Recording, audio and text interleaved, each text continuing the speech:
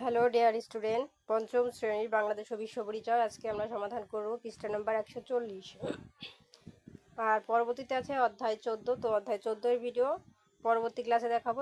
তার জন্য ক্লাসে দেখার জন্য অবশ্যই আমার চ্যানেলটি সাবস্ক্রাইব করতে হবে। আর দেখো এখানে আমাদের টিক চিহ্নে কী লেখা আছে, সঠিক উত্তরের পাশে টিক চিহ্ন দেই। দেখো 1 নম্বর লেখা আছে রান্নার কাজে জ্বালানি হিসেবে ব্যবহৃত গ্যাস কোন ধরনের গ্যাস। তো সঠিক উত্তর হবে কি কত?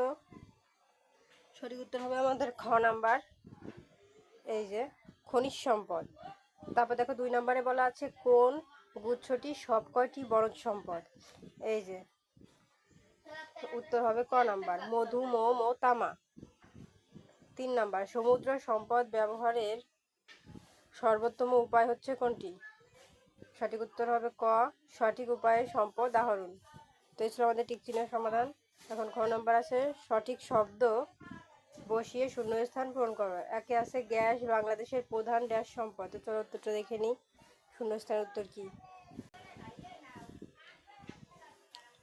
এই যে 1 নম্বর প্রশ্ন ছিল গ্যাস বাংলাদেশের প্রধান, এই যে খনিজ সম্পদ। 2 নম্বর, আসবাবপত্র তৈরিতে ব্যবহৃত কাঠ, এই যে বনজ সম্পদের অন্তর্ভুক্ত। 3 নম্বর, কম খরচে বিদ্যুৎ উৎপাদনে গ্যাস ব্যবহৃত হয়। তো এই ছিল আমাদের উত্তর। তো আমাদের খ নাম্বার উত্তর কমপ্লিট। এখন আমরা চলে যাবো গ নাম্বারে। গ নাম্বার লেখা আছে সত্য হলে তার পাশে দন্তে স ও মিথ্যা হলে তার পাশে মি লিখো। এর মানে হচ্ছে ক নাম্বার আছে নদ নদী সমুদ্র সম্পদের অন্তর্ভুক্ত। এটা কি সত্য কথা? যদি সত্য কথা হয় আমরা এখানে দন্তে স লিখবো, আর মিথ্যা কথা হলে মি লিখবো। তো চলো উত্তরগুলো দেখে নিই।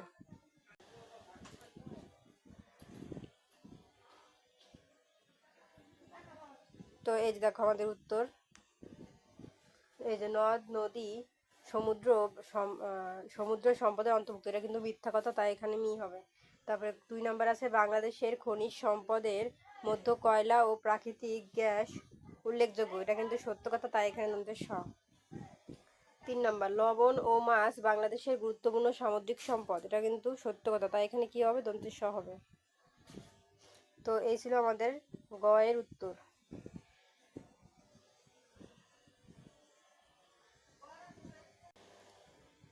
তো দেখো প্রিয় শিক্ষার্থীরা, আমাদের কিন্তু গ নাম্বার কমপ্লিট। এখন আমরা চলে যাব ঘ নাম্বারের সংক্ষিপ্ত প্রশ্নে।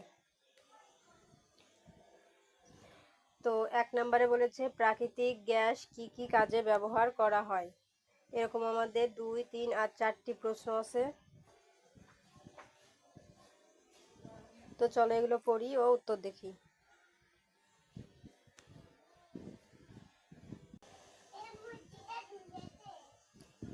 এই যে দেখো প্রিয় শিক্ষার্থীরা, আমাদের 1 নম্বর প্রশ্ন এখানে ছিল প্রাকৃতিক গ্যাস কি কি কাজে ব্যবহার করা হয়। উত্তরে লিখেছি প্রাকৃতিক গ্যাস বিভিন্ন কাজে ব্যবহার করা হয়, যেমন রান্নার কাজে, জ্বালানি হিসেবে, শিল্প প্রতিষ্ঠানে ও বিদ্যুৎ উৎপাদনের জ্বালানি হিসেবে। 3, সার শিল্পে কাঁচামাল হিসেবে। তো এই ছিল কিন্তু আমাদের উত্তর।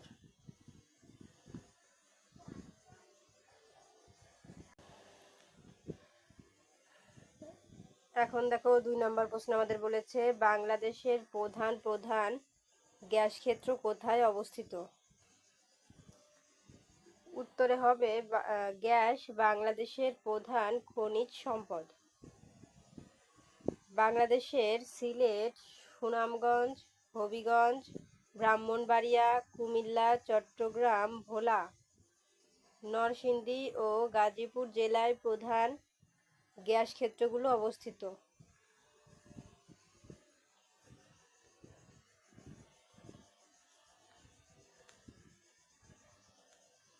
এখন দেখো 3 নম্বর প্রশ্নে বলেছে আমাদের বনজ সম্পদের মাধ্যমে বন্যপ্রাণী কেন গুরুত্বপূর্ণ।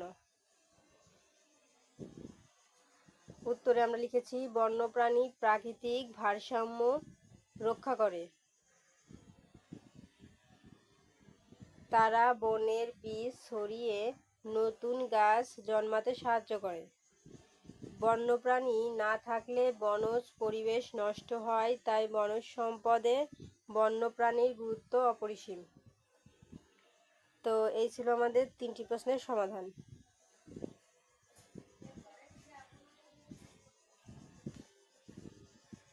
এখন দেখো 4 নম্বর প্রশ্নে বলেছে নদীর পানি কি কি কাজে ব্যবহৃত হয়?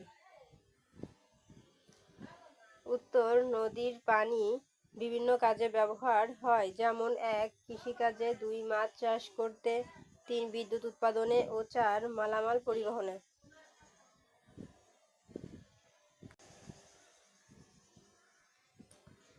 তো দেখো আমাদের এই ঘ নম্বরের সংক্ষিপ্ত প্রশ্ন কমপ্লিট। এখন চলে যাব উম নম্বরের বর্ণনামূলক প্রশ্নে। একে বলেছে বনজ সম্পদের গুরুত্ব লিখো। তো চলো 1 আর 2 এর প্রশ্নের উত্তর দেখে নিই।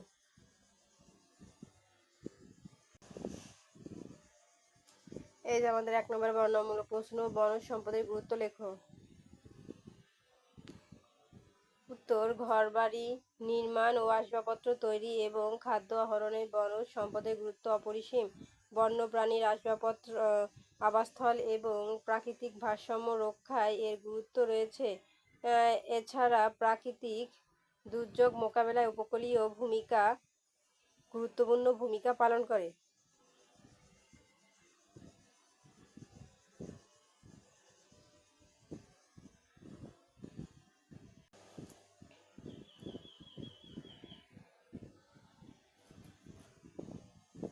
তারপরে দেখো আবার আছে, গাছ থেকে আমরা কাঠ পাই যা দিয়ে ঘরবাড়ি ও আসবাবপত্র তৈরি করা হয়। বন থেকে মধু, মোম, ফলমূল, লতাপাতা ও নানা ঔষধি উপকরণ পাওয়া যায়। বনের কাঠ কাগজ, জ্বালানি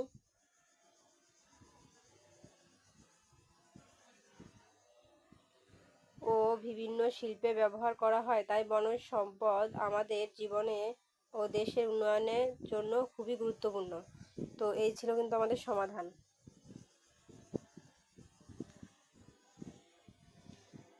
এখন দেখো 2 নম্বর প্রশ্নে আমাদের কি বলেছে, প্রাকৃতিক সম্পদ সংরক্ষণের উপায় লেখো। তো এটা বড় আছে, আমি ছোট করে দিব, সমস্যা নাই।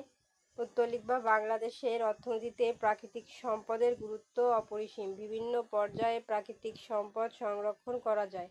আমাদের দেশের সম্পদের তুলনায় জনসংখ্যা অনেক বেশি।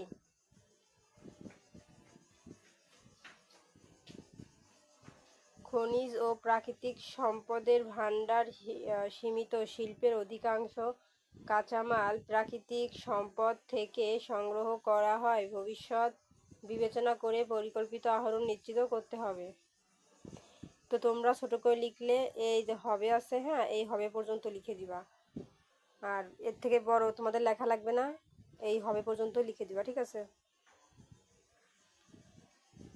আর নিচে যারও অনেকখানি আছে আমি তোমাদের দেখাই দিলাম, যদি পারো তাহলে নিচে এই এতখানিকেও তোমরা লিখে দিবা। আমি দেখাই দিছি, কিন্তু আমি ছোট করে বলছি ওই পর্যন্ত লিখতে, ওই পর্যন্ত লিখে দিবা। আর বড় করে লিখলে যে এতখানিক আছে এতখানি স্ক্রিনশট দিয়ে লিখে নাও। তো এই ছিল আজকের আমাদের সমাধান।